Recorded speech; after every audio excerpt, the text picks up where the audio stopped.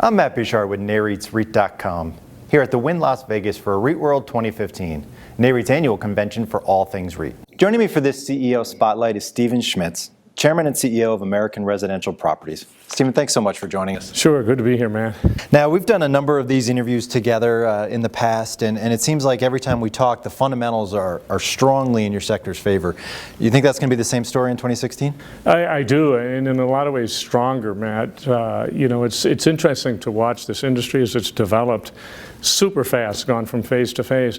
The one thing that has remained constant, and the reason we got in the business, is strong consumer tenant demand.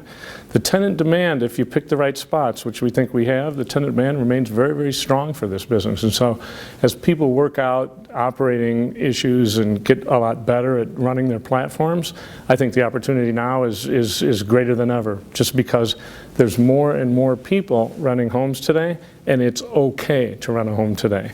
And now, following up on that, the flip side, what stands as the biggest risk for American Residential's growth in the single-family space? You know, I think our risk is the same as the whole sector. It all comes down to operations, because when we first started with this thesis, people said, well, can you really raise the money? Are institutions really going to invest money in this? We proved that they would. Then it was, can you really deploy all this capital quickly, buying these $100,000, $150,000 homes? We showed that we could. Then they said, well, how can you rehab this stuff all far afield? We did that. Well, then it was, surely there's not enough tenants to go around, and we showed that that's obviously not the case.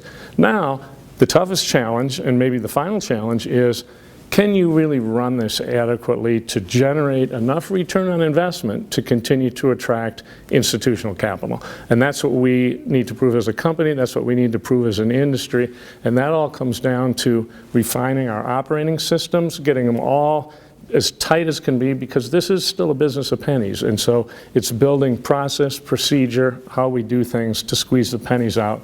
And as we do that and drive up margins, we think it'll be much like the evolution of multifamily was throughout the 1990s and early 2000s. After the Starwood Waypoint merger news, the market speculated that the single-family rental market would see a wave of M&A. You're obviously one of the pioneers in this space. Where do you think we are in the cycle? Well, you know, I think there will be more consolidation, and people have asked that question for the last year or so. For consolidation to occur, you've got to have a motivated buyer and seller that agree on a price where it makes sense. And I think you're starting to see that. You saw that in the case of Colony and Starwood. That deal made sense for both of those players.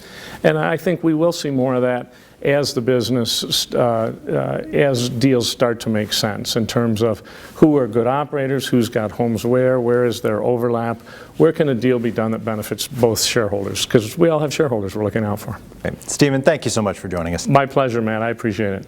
For more from REITWorld 2015, be sure to visit REIT.com.